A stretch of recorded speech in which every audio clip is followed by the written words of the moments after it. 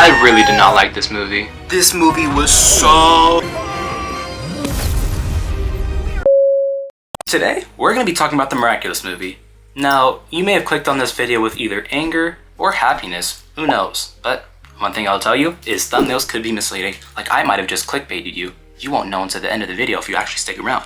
But minus that, let's get right into the video. So first, I want to talk about the whole singing portion. I could be if I believed in me. Now, when I first started watching the movie, I didn't expect it to be like some type of like musical or singing thing. Like, I was actually so surprised when Marinette opened up the shot and started singing. I'm sorry, I was kind of laughing at the part. Like, the singing is good, don't get me wrong.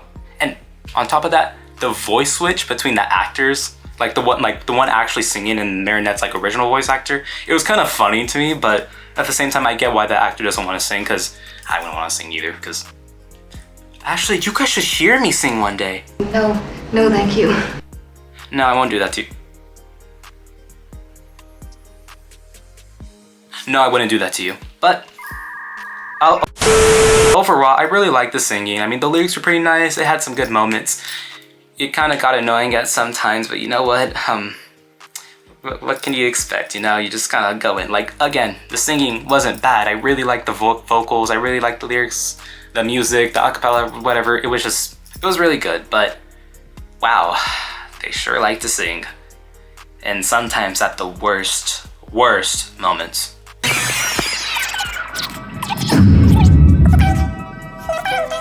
Okay, I want to talk about the characters. Now, you guys don't understand how happy I am, and I think you guys are happy too. Marinette has a personality that isn't cringe. Like, it's just so...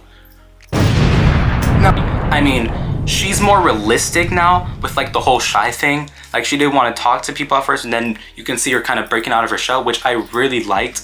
And it's just so much more realistic, and she understands what cringe is. Like, she cringes at moments that we cringe. It's like she's breaking the third wall, fourth wall. Is it third wall or fourth wall? Fourth wall. Like, you ever have that moment in the show where you just start cringing at random moments? It even smells exactly like him. She understands that. She broke the fourth wall, guys. She's cringing with us at some certain moments. Like, I wish that the original show had this personality of Marinette. It's just so good. She's courageous, and on top of that, she's just so smart in this movie. I just really like it. Now, I want to go on to Adrian. He's not dumb. Can you guys believe it? He's not dumb. Like, Adrian isn't dumb. He isn't dense. He understands that Marinette likes him. Like, that is actually insane. And they gave him a more carefree personality, like more sense. And he doesn't rely on his power. Like, when him and Marinette were fighting together, or Ladybug were fighting together, it was just so good. Like, the combat, it was just really good. Now, I want to talk about one character, Alia. They didn't change her character, and I am glad about that, because I always loved Alia in the story. Alia is that one character that I can actually stand. Like it's just so amazing, and I'm glad they didn't change Alia's personality at all. Now, Chloe, however, how did they make Chloe more hateable? Like, okay, actually not as hateable, but she has that generic like mean girl personality, which is amazing. They did that so well. I mean, her character design looks really nice and stuff. And speaking of Chloe, we can talk about Sabrina. She has a backbone. She immediately started off the movie without following Chloe around like 24/7. Like, she is her own person, kinda, sorta. But you get what I mean. Sabrina now has a personality. Like, we've been waiting for this for a while. Well, she has a personality now, I guess, but kinda. But either way, she has a personality.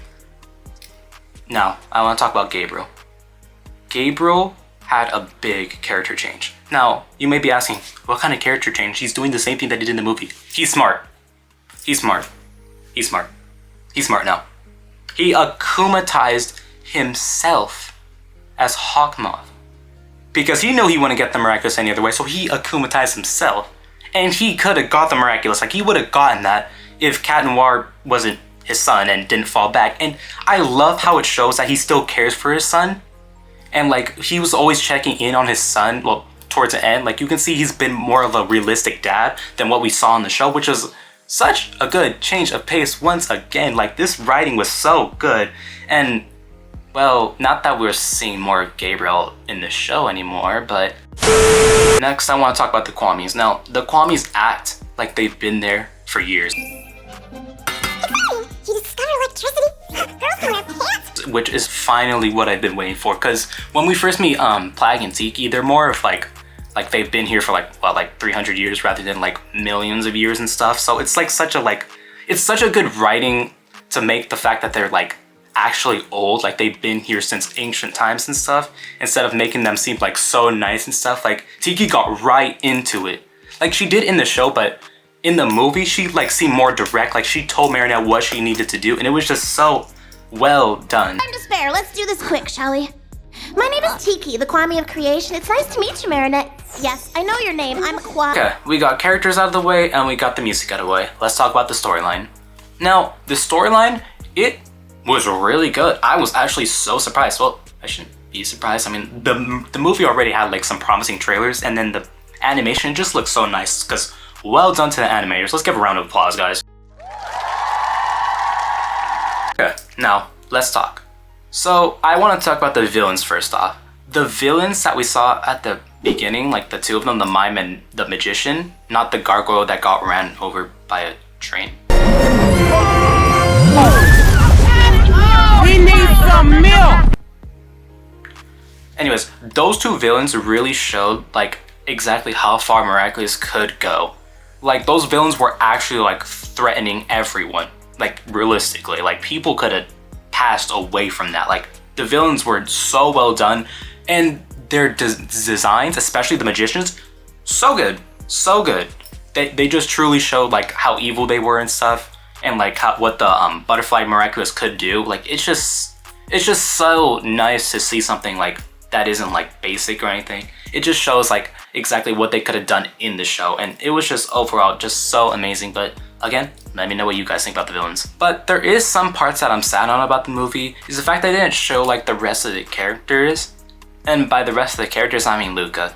I'm kind of sad that we didn't get to see Luca. If we're being honest, I didn't really care about the rest of the characters. I'm sorry, I'm so sorry, guys. But they showed all the characters that we needed to see, except Luca and one other person, which I'll mention at the end of the video. Nobody cares!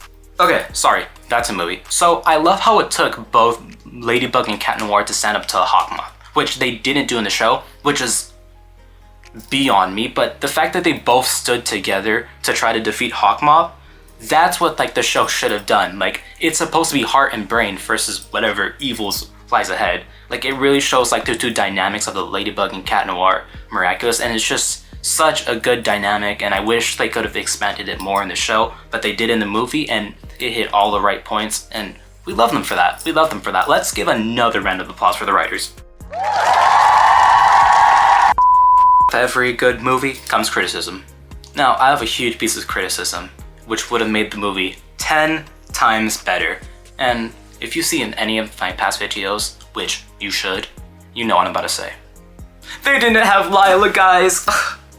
If they would have had Lila, the movie would have been 10 times better, guys. You know I stan Lila for being the best villain in Miraculous, and I hope when they make a second movie, it shows Lila being Hawkmoth or something. Just anything with Lila. Like, she really expands the show. Like, we already seen what it does, like, actually in the show.